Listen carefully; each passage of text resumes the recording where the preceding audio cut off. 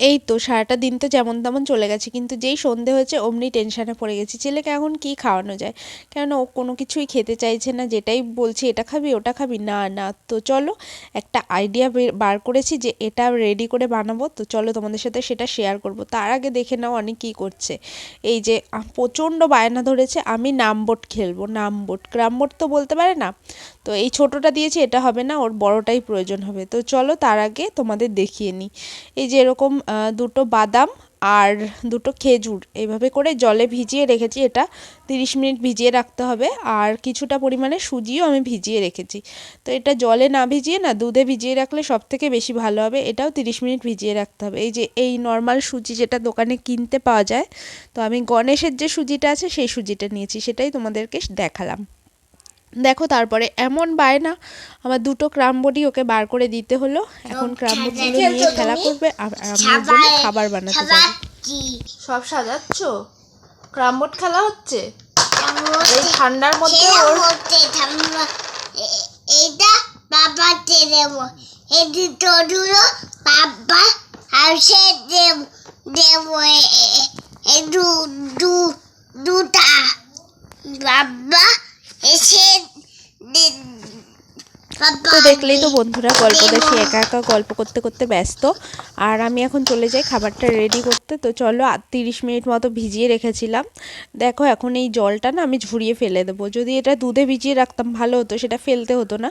তোমরা কি করবে, অবশ্যই একটুখানি মানে হাফ কাপ দুধের ভেতরে ভিজিয়ে রাখবে। ওই যেই চামচটা দেখালাম সুজির ভেতরে, ওই চামচেরই 2 চামচ মতো সুজি আমি নিয়েছি। আর এখানে বাদামগুলো খোসা ছাড়িয়ে, দুটো বাদামের খোসা ছাড়িয়ে আমি এখানে ঘষে নিচ্ছি।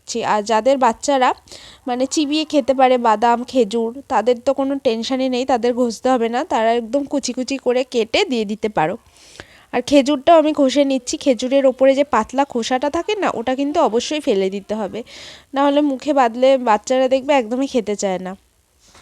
তো এই রেসিপিটা কিন্তু যেসব বাচ্চারা সলিড ফুড খেতে শুরু করেছে বা চিবিয়ে খেতে পারে, তারা অবশ্যই খেতে পারবে, তাদেরকে কিন্তু দেবে এরকমভাবে রেডি করে। এটা খুবই হেলদি আর টেস্টি খাবার হতে চলেছে। দেখো আমি এখানে কোনো রকম সুগার অ্যাড করব না, কেননা চিনি বাচ্চাদের স্বাস্থ্যের পক্ষে কিন্তু খুবই খারাপ, ব্রেনে এফেক্ট পড়ে যায়। আমি এটা শুনেছি যদিও বা ডক্টরের কাছ থেকেই, যার কারণে আমি অ্যাড করার চেষ্টা মানে একদম অ্যাডই করি না। তো দেখো বন্ধুরা, ওই বাদাম আর যে খেজুরটা গ্রেট করে রেখেছিলাম সেটা কিন্তু এর সঙ্গে মিশিয়ে নিলাম।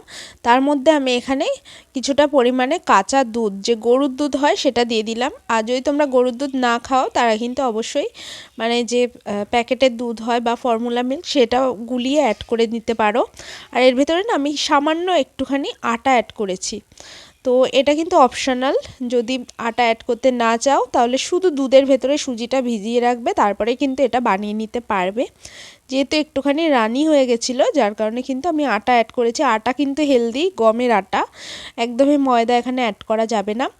আর এই খেজুরটা দেওয়ার জন্যে কিন্তু খুব সুন্দর একটা মিষ্টি ভাব যেটা, সেটা চলে আসে, একদমই চিনি অ্যাড করতে হয় না। যেহেতু বললাম হেলদি করব, যার কারণে প্যানটা গরম হয়ে গেছে, তারপরেই কিন্তু আমি 1 চামচ ঘি দিয়ে দিয়েছি। পুরোটাই কিন্তু ঘিয়েতেই ভেজে নেব, এরকম চামচের সাহায্যে অল্প অল্প করে দিয়ে নিচ্ছি। আর একদম লো ফ্লেমে কিন্তু ভেজে নেবে। প্রথমেরটা না আমি ভালোভাবে বুঝতে পারিনি, মানে অনি এসে না আমাকে ধরে টেনেই যাচ্ছে, মাম্মাম চলো, মাম্মাম আসো, এরকম বলছে। তো আমি তাড়াহুড়ার মধ্যে একদমই খেয়াল করিনি, গ্যাসটা একদম হাই ফ্লেমে ছিল, যার কারণে হালকা হালকা মানে জ্বলে জ্বলে গেছে। দেখো ব্যাপারটা, আশা করছি বুঝতে পারছো। পরেরগুলো কিন্তু এরকম হয়নি, পরেরগুলো ঠিকঠাকভাবে উঠে গেছে। তো দেখো কি সুন্দর। আর বন্ধুরা, এটাকে এক ধরনের সুজির চিলাও বলা যেতে পারে। এই চিলাটা এতটাই বেশি টেস্টি আর হেলদি হতে চলেছে, কিন্তু বাচ্চা বড় সবারই খেতে খুবই ভালো লাগবে। দেখো আমি দুপিটি খুব ভালো করে ভেজে নিয়েছি। এই যে আমাদের চিলা কিন্তু রেডি হয়ে গেছে। তো এইভাবে করেও বাকিগুলো আমি একদম ফ্রাই করে নেব। তার আগে চলো বাবানকে খেতে দিয়ে দিয়েছি। তোমার মুখে নাও একটু। ভালো টেস্টি বাবান, টেস্টি হয়েছে।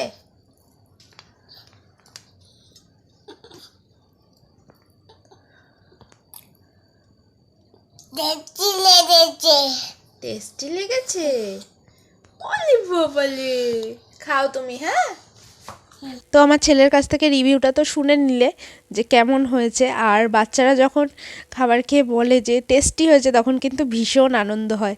তো এর আগে কিন্তু ও রুটি পরোটা সেভাবে কিছুই খায়নি, হালকা একটু মাঝে মাঝে লুচি টুচি করলে খেত।